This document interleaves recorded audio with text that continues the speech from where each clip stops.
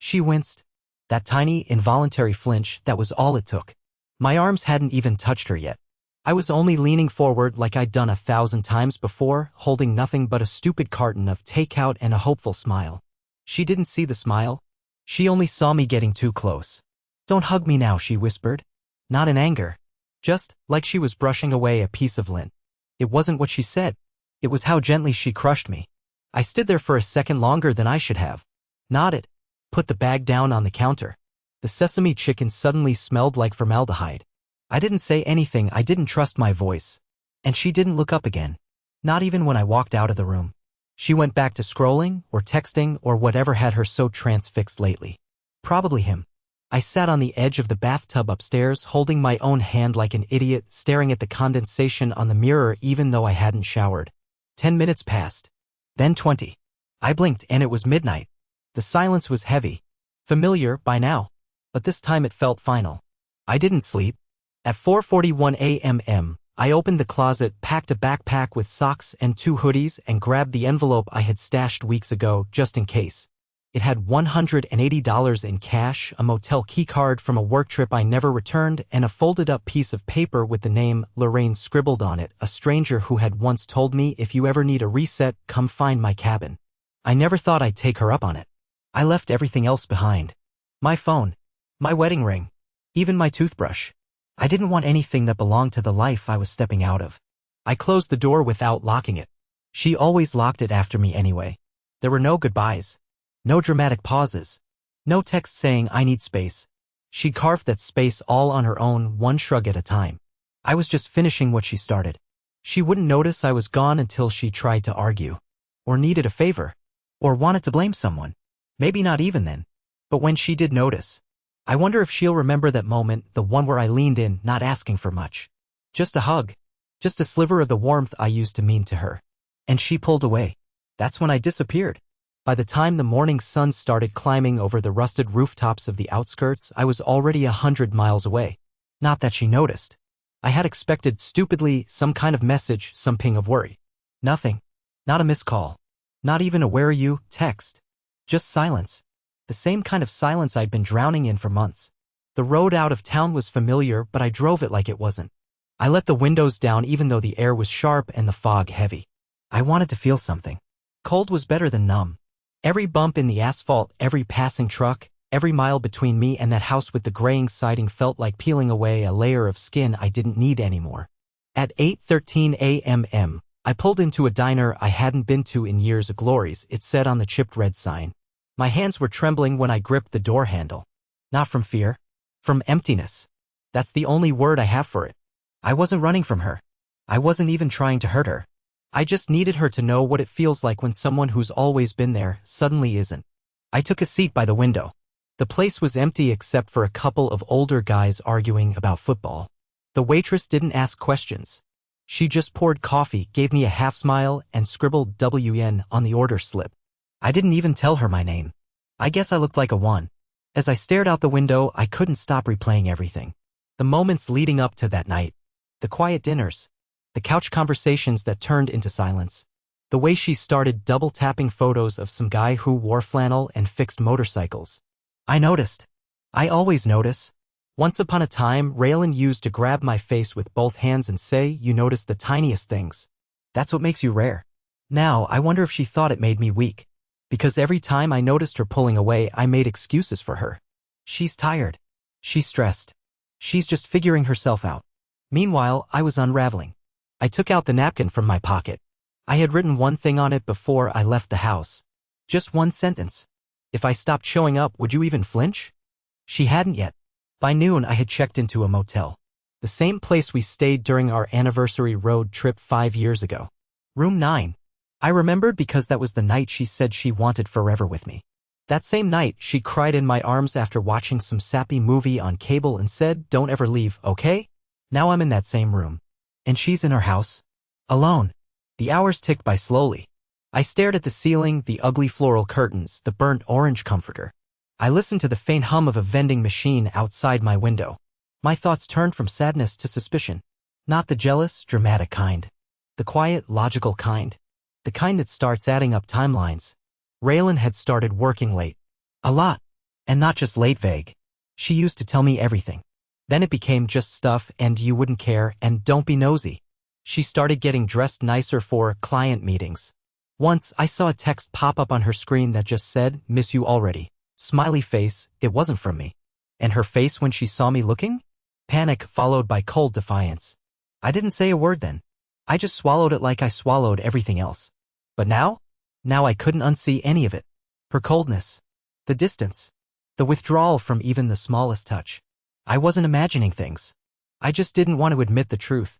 That she had been preparing to live without me. But she wasn't prepared for this. Because later that night, the messages started coming in. Not just one. Not even two. 6. In a row. All from her. "Where are you? Why isn't your phone on? Wendell, this isn't funny. I need to talk to you. Did something happen? Call me. Please." And for the first time in months. I didn't respond. Because for the first time in months, I had her full attention. She didn't know it yet, but everything was about to unravel. And I wasn't even close to done. When her 6th message came through, I was sitting at the edge of the motel bed in the same jeans I'd worn for 2 days straight. My hands were stiff from holding the ceramic mug of now cold coffee, and my reflection in the cracked mirror looked like someone else entirely. Hollow eyes, faded stubble, lips pressed tight like they were holding back a scream. I didn't scream. I just stared at the phone and let the vibration echo against the cheap wood nightstand. She was panicking. Good. It meant I finally existed again, not just as the man who took out the trash, paid the gas bill, or waited in silence when she said, "I just need space." The last message came at 2:17 a.m. "I don't know what you're doing, but I'm scared." Those were the first words with any real weight. I read them 5 times. Scared of what, Ray? That I'm hurt? Or that I might be gone for good? I didn't answer. Instead, I opened my notebook, the one I hadn't written in since before her silences started swallowing our conversations. The pages were yellowed but familiar, like an old friend I'd neglected. I wrote down everything. The exact tone of her voice when she said, "Don't hug me now." The way her eyes hadn't even flicked up from her phone. The way she barely registered my existence unless I was inconvenient. And then I wrote the question that had been clawing at the back of my brain since the moment I shut our front door and left it unlocked behind me. Did she ever love me, or was I just convenient love until something better showed up? I didn't know. But I had a plan now.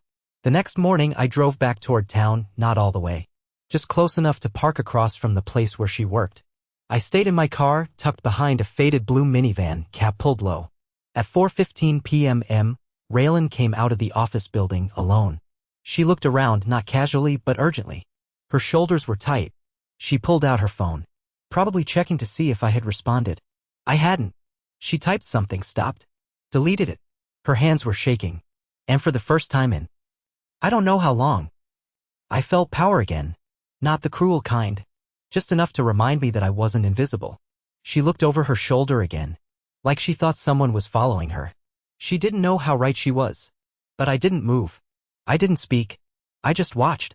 I waited until she left, then I crossed the street and stepped into her office building. The security guard barely looked up. I used the name of a fake tech support company and asked if I could see her desk. She said she's having issues with her monitor.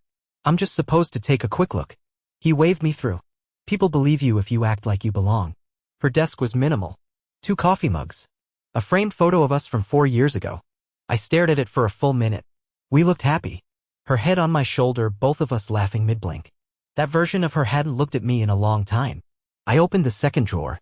Just office supplies and sticky notes. The bottom drawer had a file labeled Q4 Logistics, and behind it, a birthday card envelope. Not addressed to me. It was to someone named Trevor. I knew that name. Trevor had liked every one of her Instagram photos for the past 6 months. The guy with the hiking selfies and the craft beer obsession. I never said anything because I didn't want to come off jealous or controlling. I never wanted to be that guy. I was the trusting husband. The understanding one. The fool. I opened the envelope. Inside was a folded card with a printed fox on the front. Inside, her handwriting. "You've made the last few months the happiest I've felt in years. Can't wait for what's next." My fingers locked around the card. I couldn't breathe. Not from rage. From recognition. She hadn't flinched because she needed space. She had flinched because she was already holding someone else close. Emotionally, if not physically. And here I was, stupid, silent, still hoping she'd look up from her phone and miss me. I didn't take the card. I didn't need proof anymore. The truth was carved into every sentence. I walked out of that office with my face calm, my steps steady. But something inside me had shifted. I no longer felt confused. No longer second-guessed myself. I was done blaming my softness, my tears, my need to feel close. This wasn't about me being too emotional. This was about her being already gone before I ever packed a bag. So I drove back to the motel. And I waited. Because soon she'd start realizing that something was off. She wouldn't be able to call me. I had tossed the phone into a truck stop dumpster somewhere in Milford County. She wouldn't know where I slept. Or what I'd found. And when she finally started connecting the dots, really putting it together, I'd make sure she knew. I hadn't disappeared because I was weak. I vanished because I'd finally seen the truth. And I refused to stay where I was no longer wanted. She didn't sleep that night. I know because at 3:06 a.m. I finally turned my phone back on, not to contact her, but just to see. I had left it powered off in the glove compartment wrapped in a wool sock, and for some reason I couldn't resist the pull any longer. The moment it lit up, it started vibrating like a trapped animal. 23 missed calls. 11 voicemails. Nearly 40 texts. They had escalated from confusion to panic, then dropped sharply into guilt-laced desperation. And then the last one, hours before, please. Just tell me you're okay. It didn't make me feel better. If anything, it made me ache in a new way, not because I felt missed, but because I realized she hadn't really seen me until I'd become a ghost. All the years I stood right in front of her, trying to hold on, and now she cared. But what hurt more was what I saw next. A new message from an unknown number. Heard you vanished. Is she with you? Because she sure ain't with me either. It was from Trevor. No greeting, no context, just an assumption. I stared at the screen for a solid minute before it sank in. She hadn't just been distant with me. She'd been pulling the same vanishing act on him too. And that's when it hit me. She wasn't choosing someone else over me. She was choosing no one. Raylan had been slipping through the cracks of her own life, building a secret place where she could rewrite the story, make herself the victim, the free spirit, the misunderstood woman caught between two flawed men. In her version, she wasn't betraying anyone. She was just searching for herself. I almost laughed. Almost. Instead, I threw the phone onto the motel bed and walked outside barefoot, letting the cold concrete sting the soles of my feet. It was foggy again, the kind that feels alive, like it's listening. I stood there under a broken parking lot light, breathing in air so thick it stuck to my skin, and I made a decision. No more hiding. Not because I wanted to go back, but because it was time she faced me, not the quiet, obedient husband who stood at the bottom of the staircase asking if she needed anything. The version of me she had ignored, talked over, rolled her eyes at. She needed to meet the man who saw behind the curtain. Who knew? The next morning I returned home, but not like she expected. I parked a few blocks away and walked the rest of the way with a duffel over my shoulder and a GoPro in my coat pocket. It was something I bought years ago when I thought I'd take up vlogging or hiking or something normal people do. I never used it. Until now. I hit record. Not for YouTube. Not for some dramatic reveal. Just for me. For proof that I had reached the moment when everything broke clean. The house looked the same. But something was different. The blinds in the kitchen were pulled down tight. Her car was in the driveway, engine cold. I knocked. No answer. I still had my keys, but I didn't use them. I knocked again. Louder this time. Finally, she opened the door. Her hair was a mess. Eyes puffy. Hoodie inside out. Her mouth opened, but no sound came. Hi, I said. Calm. She blinked. Wendell, oh my God. Where did you I held up a hand. Don't. Just, don't. She stepped aside like a reflex and I walked in. The house smelled like burnt toast and lavender cleaning spray, the kind she used when she was trying to reset the space. The couch cushions were rearranged. My photo on the hallway shelf was turned face down. I see you've been tidying up, I said, half smiling. Trying to make it look like I was never here? When I was worried. I called hospitals. The police? Did you call him too? She flinched. And for once I didn't. She didn't deny it. Didn't even ask how I knew. That silence told me everything I hadn't been able to admit to myself for months. I sat down on the edge of the couch, folded my hands together, and looked her dead in the eyes. Tell me the truth. All of it. Right now. Her lower lip quivered. I didn't mean for it to happen. It started after your birthday. You were so distant. Always tired. You stopped noticing me. Trevor he saw me. I leaned back. Right? And when I did notice you again, when I brought you flowers and tried to hug you after work, you recoiled like I was a stranger. Her voice cracked. I didn't know what I wanted. No, I said, standing. You knew exactly what you wanted. You just didn't have the guts to admit it until I removed myself from the picture. She cried then. Maybe for real. Maybe for herself. Maybe for the realization that the version of me she used to manipulate the doormat wasn't coming back. I pulled out the GoPro, showed her the recording light, and said, "This isn't revenge. This is memory. Because I want to remember the moment I stopped begging and started breathing." Then I left. I didn't take my old things. I didn't look back when she collapsed onto the carpet like some scene from a melodrama. That night, I slept in my car by the lake. It was cold, uncomfortable, and somehow peaceful. And for the first time in years, I didn't feel invisible. She noticed me. Only now she had to live with that. The next day, she showed up at my sister's house. I don't even know how she figured out I was staying there, but I guess when guilt sets in, people become resourceful. She didn't knock right away. I saw her from the window, standing by her car, pacing in slow, nervous steps like someone preparing to face a firing squad. My sister, Jolene, was in the kitchen boiling pasta, and I knew if she saw Raylan at the door first, things would escalate in a way I wasn't ready for. Jolene never liked her, said she smiled with her mouth and lied with her eyes.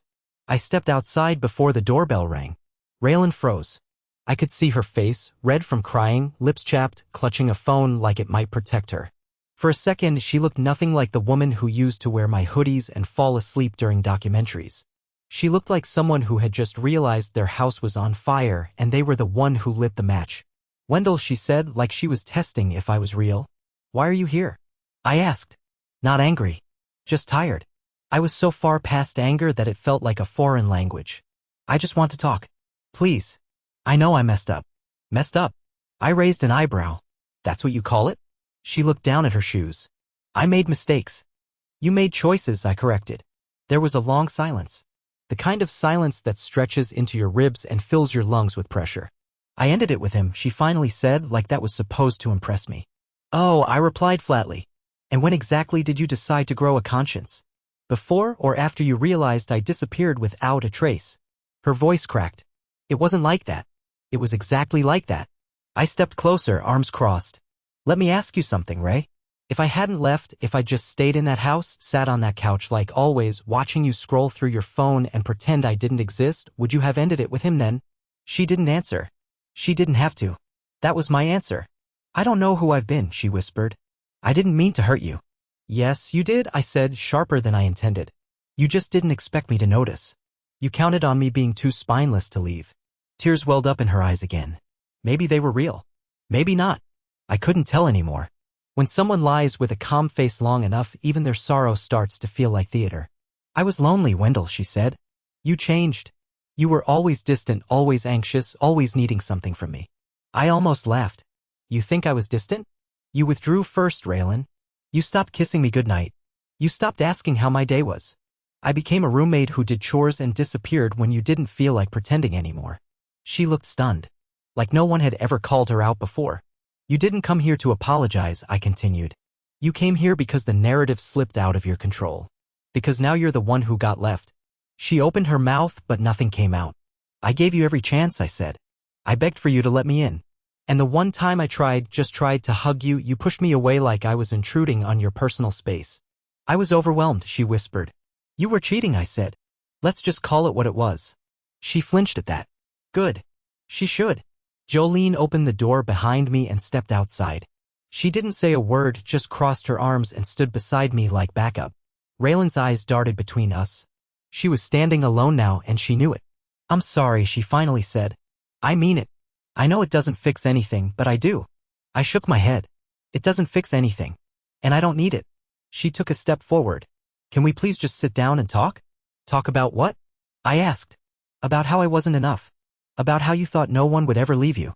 About how you forgot that I'm a person with limits." Raylan looked at me like she was seeing me for the first time. Not the soft, quiet guy who made her coffee and rubbed her feet after long shifts. Not the man she slowly erased from her life. But someone real. Someone she couldn't manipulate with a few tears and a carefully chosen apology. "I'm not coming back," I said. "You don't get to push someone out of your life and then act surprised when they stay gone." Her face broke then. Really broke. And I think in that moment she finally realized something crucial, that I had stopped loving her. Not out of revenge. Not out of spite. But because she had watered that love with silence and dishonesty until it drowned. She got in her car. Drove away slowly. No screaming. No slamming. Just the sound of a woman who realized too late that the quietest man she ever knew could leave the loudest absence. That night, I didn't cry. I didn't pace. I didn't replay the conversation in my head looking for things I should have said. I just sat on the porch with Jolene, sipping tea, staring at the stars. "You good?" she finally asked. "No," I said. "But I'm better."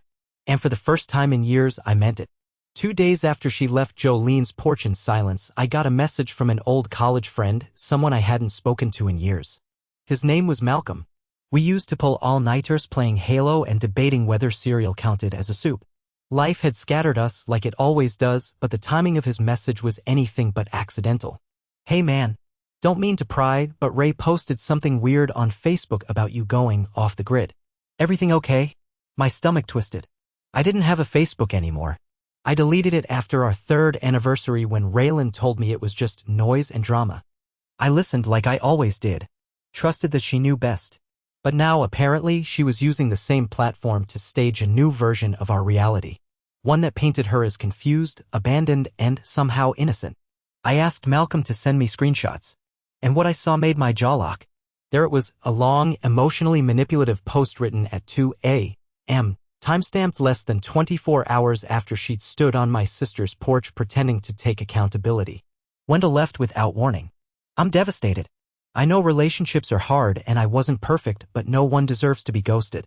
If anyone sees him, tell him I just want to talk. Tell him I still love him. Tell him I'm sorry even if it wasn't all my fault. Even if it wasn't all my fault. Those words hit harder than anything she had ever said to my face. Because that was Raylan in a nutshell. She never took ownership unless there was an audience, and even then she had to twist the knife just enough to make herself look like the wounded party. I could see the comments rolling in, mutual friends, coworkers, people we hadn't seen since our wedding. All giving their digital hugs. All sympathizing with the woman who just wanted her husband back. No one asked why I left. No one asked what had led up to that silence. They only saw the end of the thread and assumed I was the one who pulled it loose. And that's when I decided I wasn't going to be quiet anymore. I didn't reply to the post. I didn't go on a rant or drag her name through the dirt. That wasn't who I was even now. But I did send her one message, short and surgical. "I saw what you wrote. Tell them the full story or I will." She read it within seconds. No reply.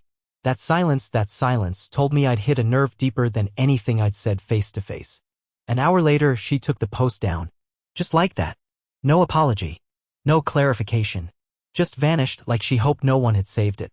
But the internet has a long memory, and so did I.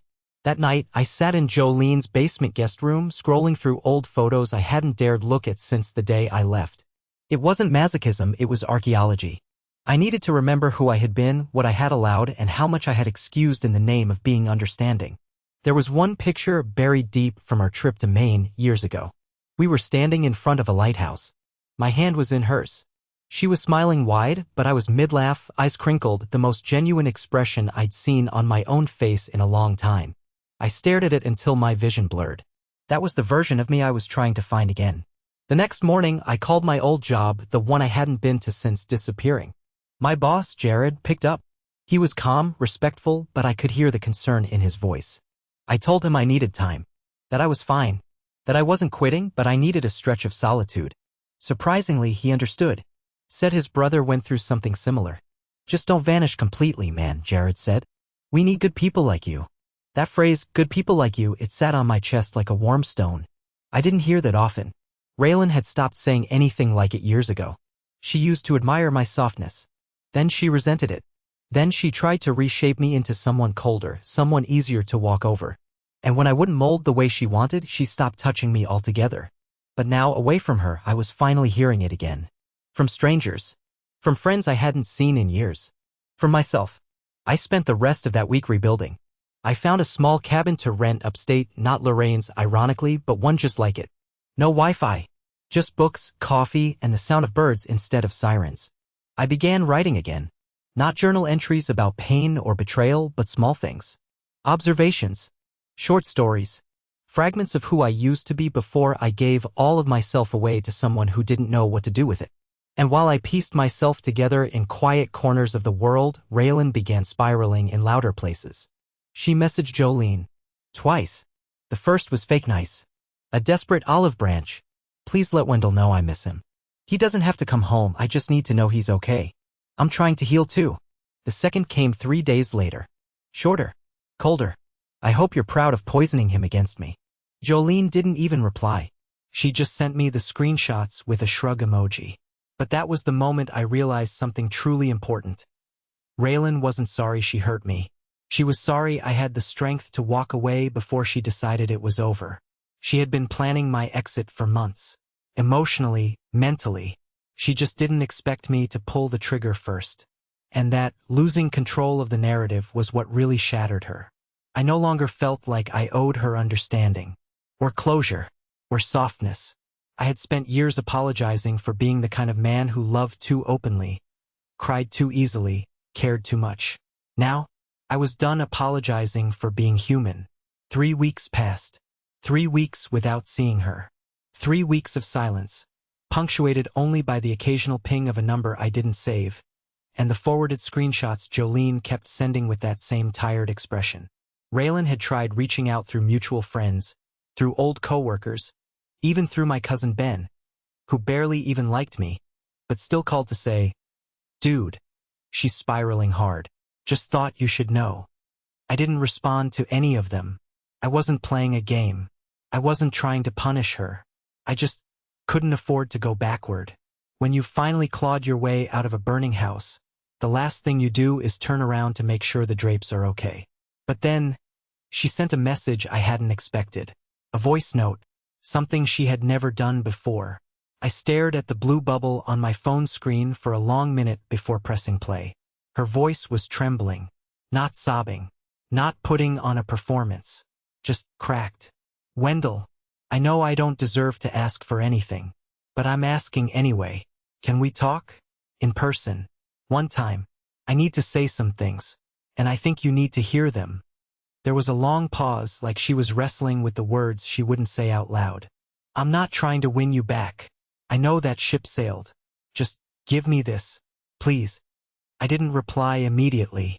I sat with it for hours, pacing, staring at the wall, debating whether I was strong enough to hear her version of everything again. But there was something different about this message. It didn't feel like manipulation. It felt like desperation. Not the kind that begs to keep you, the kind that realizes it lost something irreplaceable and just wants to know why it happened. So I agreed. We met at the small public park near where we first used to live. The one with the cracked fountain and the leaning willow tree. I showed up 10 minutes early and sat on the bench that faced the overgrown rose bushes. She arrived 3 minutes late. No makeup, no polished speech, just her. Plain and quiet. Like she'd been living inside her own shadow. She didn't sit right away. Just stood a few feet away, hands in her coat pockets, eyes down. "I thought you weren't coming," she said softly. "I almost didn't," I admitted. "But I figured if I didn't hear it from you, I'd spend the rest of my life wondering what you would have said." She finally sat. The bench creaked between us, and for a moment, neither of us looked at the other. "I've rewritten everything 100 times in my head," she said. "Sometimes you're the villain. Sometimes I am. Sometimes we both are. I'm not interested in versions," I said calmly. "Just the truth." She nodded slowly, eyes wet but not crying. "I started drifting months before Trevor. Not because of you. Not because of anyone else. I just got bored. I got restless. And instead of dealing with it, I blamed you. Blamed your routines, your kindness, your softness." She took a breath. "And when you tried to pull me closer, I convinced myself you were smothering me. That I needed space. But I wasn't suffocating, Wendell. I was just selfish." I swallowed hard. Her honesty hurt more than her silence ever did. I needed to feel wanted by someone new. I needed to feel like I still had power. Like I wasn't just someone's wife. Trevor gave me that. And when it started, I told myself it didn't mean anything. That it was just flirting. But it became more. It always does. I kept my hands folded. My fingers were digging into my palms, but my face didn't move. "I lied to you. I lied to him. I lied to myself. And when you disappeared, it terrified me because it meant the fantasy was over. You were the constant in my life, and suddenly, I had to live with everything I destroyed without the buffer of your patience. She finally looked at me then. Really looked. I don't want you to forgive me. I just need you to know that none of it was your fault. You were good. You were there. I was the one who wasn't. I waited a moment. Let her words settle. Then I finally spoke. I kept asking myself for months what I did wrong. If I was too emotional, too clingy, too predictable. I changed everything about myself to avoid losing you and still lost you anyway. I know, she whispered. And I hate myself for it. I shook my head slowly. Don't hate yourself. Just live with the truth. You didn't break me, Raylan. You woke me up. I gave you the best parts of me and you left them out in the rain. But I've started building again. And this time I'm not building for anyone but me. She closed her eyes, nodding slowly like the weight of those words was heavier than she expected. We sat in silence for several minutes after that. Birds chirped in the distance. A breeze rustled through the dry grass. For the first time in forever, the silence wasn't painful. It was clean. Final. I won't reach out again, she said. I promise. Good, I replied. Not because I hate you, but because I finally love myself enough to walk away. She stood, looked down at me like she wanted to say one more thing. But she didn't. She just turned and walked away. And I let her. Because I had nothing left to carry for her. Not blame. Not guilt. Not grief. Only peace.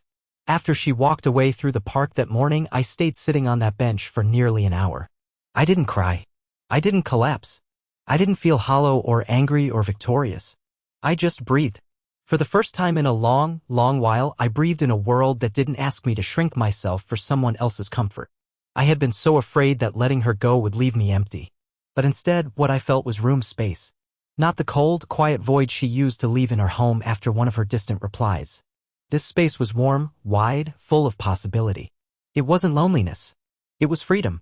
The truth is, I had spent so many years contorting myself to be the version of me that might earn her affection again, smaller, quieter, easier, that I forgot who I was when I wasn't begging for scraps of attention. But now there was no one left to beg. No one left to perform for. Just me. And maybe that's all I ever needed. In the weeks that followed, I started doing things I used to put off. I joined a small writers group at a library a few towns over. I started cooking again, not just reheating leftovers or making meals for someone who wouldn't eat them, real cooking with music on and windows open. I got back into hiking. I reconnected with old friends I hadn't spoken to since the wedding. And most of all, I started writing my own story, not just the one on paper, but the one I lived each day. One evening, I got a message from someone in the writing group. Her name was Claire. She was quiet, wore chunky scarves, and always brought short stories about strangers on buses. She messaged to say she liked my piece. Said it felt raw and vulnerable in a way most people are too afraid to write. You should submit it somewhere, she added. I didn't respond right away. I just stared at the message for a while, heart full of something I hadn't felt in a long time, possibility. It wasn't about Claire. It wasn't about anyone else. It was about realizing I still had something to say, something that didn't revolve around being abandoned or betrayed or needing someone else to feel whole.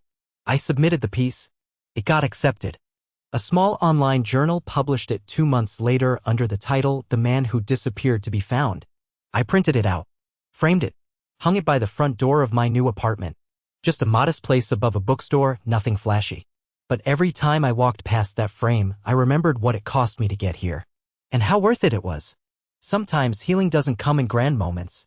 Sometimes it comes in the quiet, in the mornings where no one is asking where you are. In the first time you laugh out loud by yourself and realize it's genuine. In the walk through a park where you finally leave the past behind without looking over your shoulder. Raylan never reached out again. True to her word. And I kept mine too. I never went back. Never tried to fill that space with someone else too quickly. I didn't need to. Because I learned something priceless. I wasn't too soft. I wasn't too much. I wasn't not enough. I was just with someone who didn't know how to hold what I offered. But now I hold it for myself. And that's more than enough.